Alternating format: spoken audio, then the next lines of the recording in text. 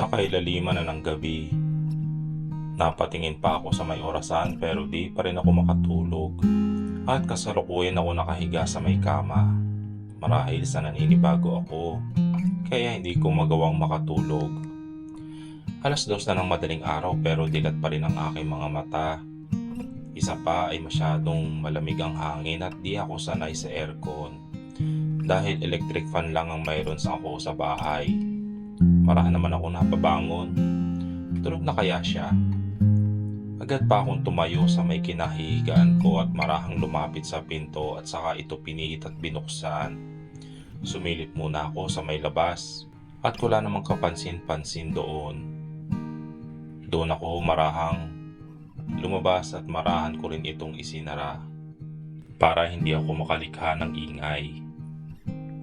Kapansin-pansing madilim na sa paligid dahil walang gaanong nakabukas na ilaw.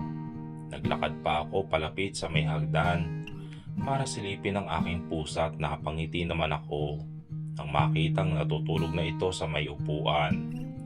Marahan akong bumaba at siniguro kong hindi makakalikha ng ingay ang bawat baitang na aking inaapakan. Nang makalapit ako sa alaga ko, ay hinimas ko naman siya. Kumusta, Maya ko? Naninibago ka na ba rito? Masyadong malaki, no? Bulong ko pa sa pusa at nagising ito. Pero dito sa tingin ko ay di na natin kailangan pang magpakahirap para mabuhay. Hindi mo kailangan makipag-agawan sa ibang pusang kalye o kaya nakawi ng ulam ng kapitbahay. Dagdag ko pa. Tinig ko pang nagnyaw pa ito at napangiti ako. Hindi ko maiwasang matingnan ng pusa ko at alalahanin ng tao mula sa nakaraan ko. Nakasama kong kumuha noon kay Maya. Nakuting pa lamang ito. Hindi na siya babalik, Maya.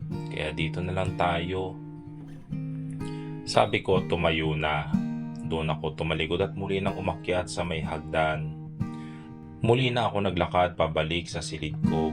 Pero bago yon ay nagpalinga naman ako sa paligid at ang dami kong nakikitang mga pinto. Nasaan kaya dito ang kwarto niya? Masyadong malaki ang bahay sa tulad niyang mag-isa lamang na nakatira dito. Napabuntong hininga naman ako naglakad na muli, pabalik sa may silid ko. At bubuksan ko na sana ang pinto nang may pumukaw ng aking atensyon. Isa yung pinto banda sa may kaliwa. Dahil sa naiiba ang kulay at may kalakihan ito. Napaharap naman ako doon at namalayang marahang naglakad papalapit. Nang mahinto ako sa harap ng pinto ay napatingin ako sa doorknob. At kabuuan nito kahit madilim. Hindi ko maiwasang maisip ko nung meron sa pintuan na ito at bakit naiiba. Hindi kaya ito yung kwarto niya. Doon marahan kong nilapit ang ulo ko para marinig na tenga ko kung ano man ang meron sa loob. Pero wala ako naririnig. Masyado nakakabingi ang katahimikan. Muling nabaling ang atensyon ko roon sa may doorknob at nang hinawakan ko na ito. Oh, gising ka pa? Halos mapatalon pa ako sa gulat nang may nagsalita sa likod ko at mabilis naman ako napatingin doon. At nanlaki pa ang aking mata na makita ko siya. Ay, ikaw pala. Kinakabang sambit ko. Hindi ka ba makatulog sa kwarto mo? Tanong niya pa at napayuko ako. At doon ko lang din napansin na wala siyang damit na pang itaas. At tanging short lamang na pantulog ang kanya suot. Kaya muli tuloy ako nag-angat ng tingin. Ay, hindi eh. Siguro naninibago pa yata ako. Pero babalik na rin ako. Sabi ko at aasta na sana akong aalis nang biglang hinarang niya sa magkabilang gilid ko ang kamay niya. At natigilan naman ako. Muli ako na tumingin sa kanya at nakangiti naman siya. Ano bang ginagawa mo dito? Bakit nasa pinto ka ng kwarto ko, ha? Tanong niya pa at bahagya naman akong kinabahan. Kung gano'n ay kwarto nga talaga niya ito. Wala. Naliligaw kasi ako eh. Nauutal na sagot ko. Paano mo naman nasabi na Naliligaw ka, naiiba naman tong pinto ko. Sabi niya pa at hindi naman ako nakasagot habang nakatingin lang sa kanya.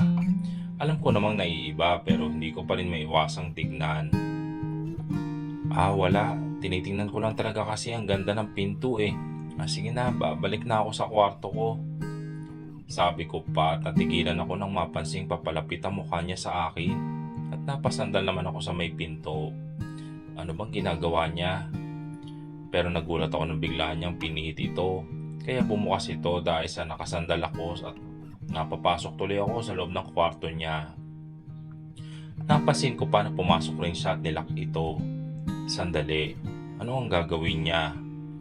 Muli siyang naglakad papalapit sa akin at hinawakan ako sa aking bewang at doon niya ako hinalikan. Kinagulat ko pa yon at hindi ako nakakilos agad pero pakiramdam ko ay nanghina ako bigla.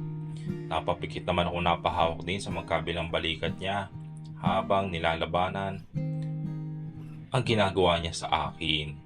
Habang ginagawa niya yon ay papaatras kami ng papaatras. Nararamdaman ko namang napapasandal ako sa may lamesa. Hindi ko alam kung anong meron sa akin at ganun na lang ang gigil niya. Halos higupin na niya ang aking labi. At ultimo pati ang dila ay nararamdaman ko na. Dahil sa kinasasandalan ko na lamang ay lamesa, ay doon ako napaupo. Kung kaya medyo nakaangat naman ako sa kanya. Nakasukbit pa ang mga braso ko sa kanyang leeg nang marahan siyang bumitaw. At pareho naman naming hinahabol ang paghinga. Pareho lang din nakadikit ang aming mga noo. Habang nakatingin siya sa aking mga mata ay namalayan kong inaangat na niya ang bestida na aking suot. Nararamdaman ko na ang mainit na haplos na dumadapo sa aking katawan. At kung paano niya ito hawakan ng aking hinaharap. Napapapikit na lang ako sa aking init na nararamdaman. Habang nakaupo ko ay binababa niya naman ang aking panloob at sa kanya hinimas ang aking hita. Doon ko namalayan na unti-unting pumapasok na ang kanyang naguhumindig na sandata at salubong naman ang aking kilay at napakagat ang aking labi. Hindi ko maintindihan pero sarap na sarap ako sa nangyayari. Mabilis ang pag-ulos niya at pakiramdam ko ay nasa langit na ako ng mga sandaling iyon. Hanggang sa naramdaman ko na muli ang pag-agos ng likido mula sa kanya. Kinabukasan ay nagising ako dahil naramdaman ko na may dumadampi sa mukha at leeg ko. Good morning. Sabi pa niya dahil mukha niyang bumungad sa aking pagkadilat. Kapwa kami magkatabi ngayon at nakatakip ng iisang kumot. Naalala ko na naman ang kagabi kaya palihim ako napangiti. Ba't napapangiti ka? Dinig kong tanong niya kaya napatingin naman ako sa kanya at umiiling. Wala, may naalala lang ako. Gusto mo bang ulitin natin ngayon yung naalala mo? Sabi niya pa at natigilan ako dahil paano niya nalaman ang iniisip ko. Marahan akong umibabaw sa kanya at muling hinalikan siya sa labi. Alam ko medyo nagulat din siya sa ginagawa ko dahil ako na ang unang gumawa noon. Pero kita kong umiti siya at hinawakan naman niya ang aking bewang. Muli akong lumapit at sinil siya ng halik. Hindi ko alam pero ang aga-aga pa lang pero nararamdaman ko na umiinit na ang paligid. Habang hinahalikan ko siya ay panay pisil naman niya sa aking hinaharap. Marahan ko namang pinagapang ang mga daliri ko mula sa kanyang dibdib, patungo sa tiyan, pababa, at alam niyo na. Marahan ko namang hinawakan at hinimas yun at saka ako umayos at umupo doon. Impit namang napabulong siya sa sobrang sarap na aking ginawa at iyon ang naging bungad sa umaga namin. Itutuloy.